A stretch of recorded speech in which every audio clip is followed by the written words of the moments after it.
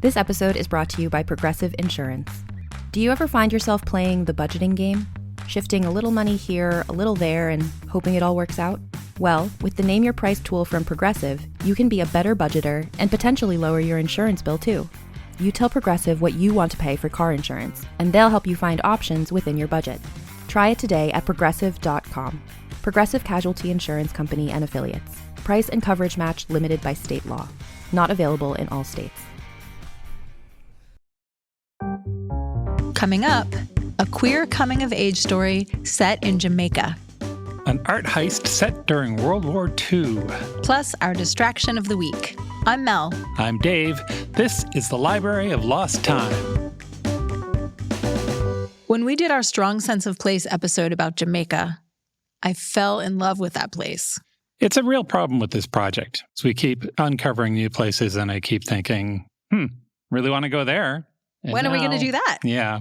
And now we're just doomed to wander the earth for the rest of our lives. One way to kind of mitigate that problem a little bit. Yep. I keep my eyes open for books set in Jamaica.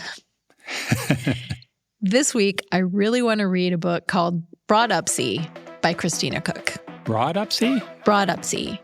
It sounds better if you have a Caribbean accent.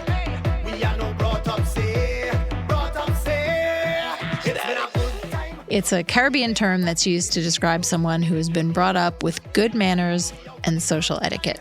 Like, you've been brought up well. Broughtupsy. Yeah. This is a queer coming-of-age story that takes place over 2 weeks in 1996. It's told from the first-person point of view of Akua. She's a 20-year-old queer woman who's returning to her native Jamaica from Canada for some family business. She and her 12-year-old brother had been living in Vancouver, but he's recently died of sickle cell anemia. That's the same disease that took their mother.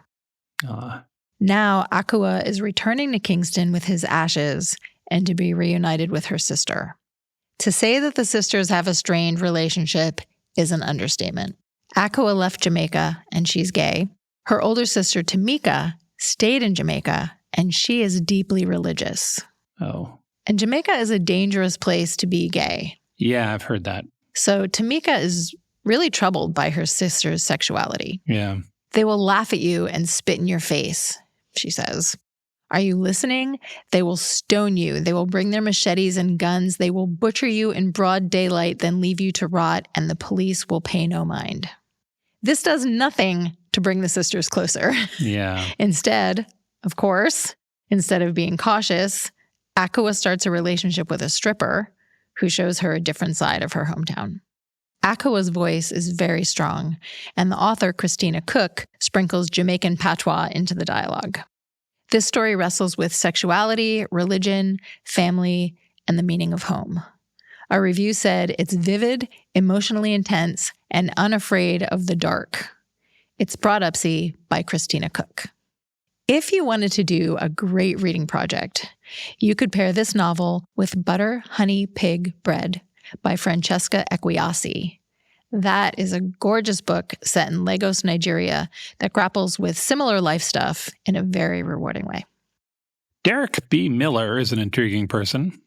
According to Wikipedia, he works as an international affairs specialist in and around Washington. That sounds very grown up. Yes. His resume is filled with phrases like think tank and United Nations and adjunct senior fellow, and he's been doing that for the last 30 years. I suspect if I ran into him at a cocktail party and he tried to tell me about his work, it would be like explaining Norway to a dog. But his hobby, I understand a little bit better. Derek Miller also writes novels. His stories tend to be crime stories that are layered with character development. He frequently adds in a bit of history on top of that, and reviewers say things like genre-defying and page-turning.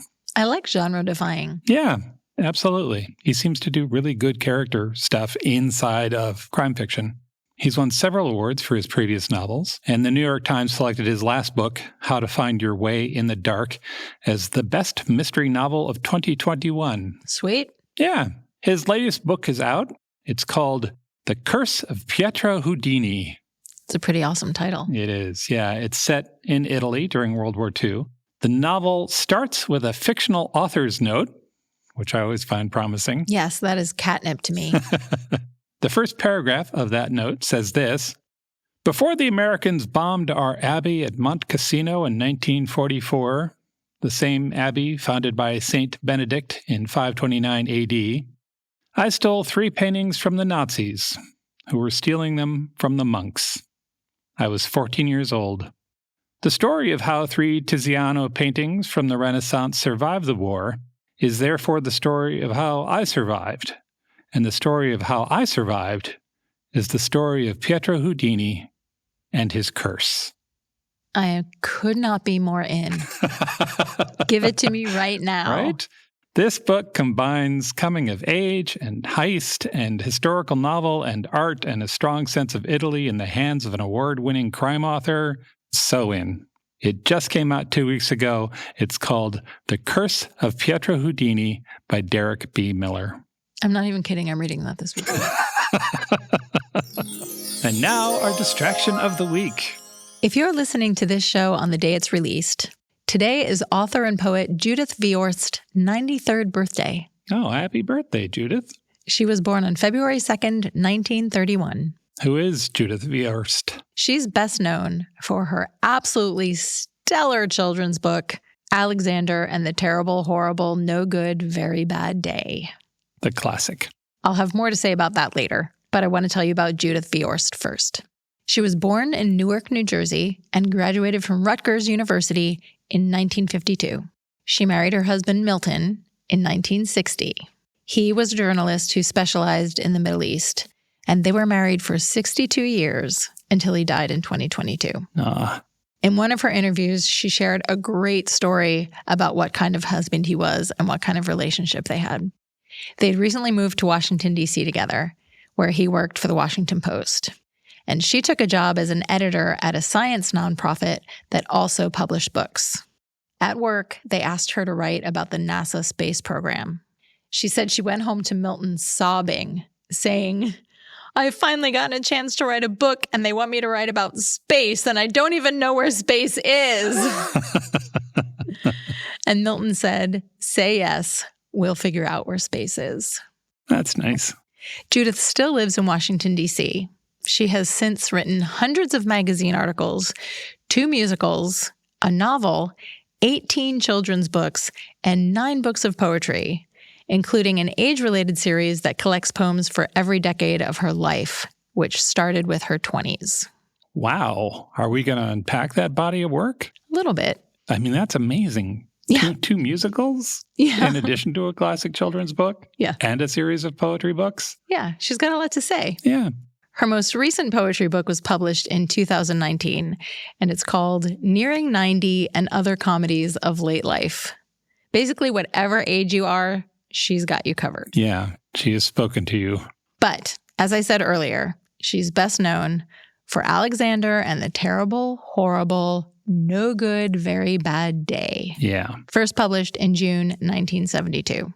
In case you're not familiar, which seems kind of shocking to me, but I believe it is possible. The book tells the story of a little boy named Alexander who is having a colossally bad day. His morning starts with getting gum stuck in his hair, tripping on his skateboard, and finding exactly 0 toys in his cereal box. His day ends with a too-hot bath, pajamas he hates, and a burnt-out nightlight. Yeah. In between, he suffers through lima beans and all manner of indignities, and finds no sympathy from his family or friends. I mean, it really is a terrible, horrible, no good, very bad day. Yeah. One of the amazing things about that book is that it almost doesn't resolve. He has a horrible day, and the end takeaway is some days are like that. Absolutely. That's one of my favorite things about that book. Yeah. He doesn't learn a lesson. Things don't turn around. Nope. Nobody comes to save him. Sometimes it's just like that. Yep. And you almost have to revel in those bad days as much as you do in the good days. Yeah. And the real trick there is the sympathy that you have for the character, right? The real trick is, look, it happens to other people too. I mean, it's so relatable. Yeah. Who hasn't just kind of gotten up on the wrong side of the bed one day and it's just like that? Yeah. I think I heard this story for the first time at my grandmother's house when I was, I don't know, maybe 5 or 6. I have a sense memory, again, I think, Yeah. of her reading it to me tucked into her bed. And she had a handful of pages torn out of a magazine that were stapled together in the top corner. And I remember the cute black and white illustrations, which I now know were done by Ray Cruz, and this very particular crinkling sound that the magazine pages made. Yeah. But I've done a really intensive internet search to find any historical records that prove it was published in a magazine like Ladies' Home Journal or Good Housekeeping. And I've found nothing. So who knows? Still plausible. Maybe it's all my imagination. Yeah. Maybe it actually happened. But I really like that memory, so I'm keeping it. I remember when they were doing that with other books, other children's books. It sort of sew them into the, like you said, Ladies' Home Journal, and off you go. I should also say that when I have one of those bad days that just makes me feel like a grumpy toddler, where like there's no particular reason, nothing serious went wrong, it's just been one thing after another, I still read this book to make myself feel better. Yeah. It's on our shelf in our bedroom bookcase. In case of emergencies. Exactly. Judith Viorst says that she based the Alexander of the story on her real son, Alexander. She said that when he was little, he was something of a klutz.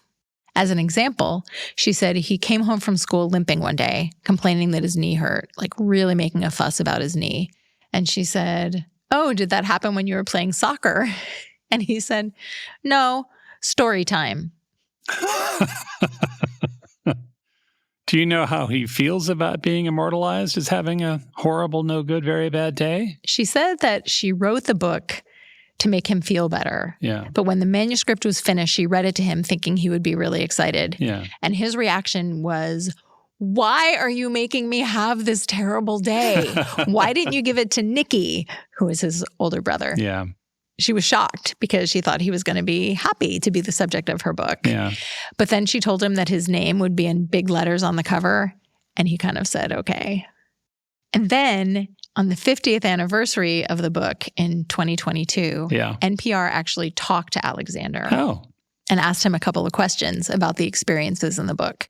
He said that he had never actually gotten gum stuck in his hair, but that yes, his older siblings did pick on him. And he said, "I don't think I had any direct hostility to lima beans." Those interviews that Judith Viorst did with NPR are really excellent and will make you feel good about life. I'm going to put links in the show notes, and I'm going to leave you with a quote from one of her interviews in 2019 when she was 89 years old. "Practically everything that I've written that is funny or joyful, I've probably lived through first with tears and crying and bitching and moaning and carrying on. I am not your merry little lady bouncing chucklingly through life, but eventually I pull myself together." Ah, happy birthday, Judith. Visit strongsenseofplace.com/library for more on the books we talked about today and links to all kinds of wonderful things about Judith Viorst.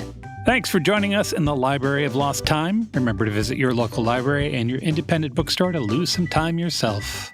Stay curious. We'll talk to you soon.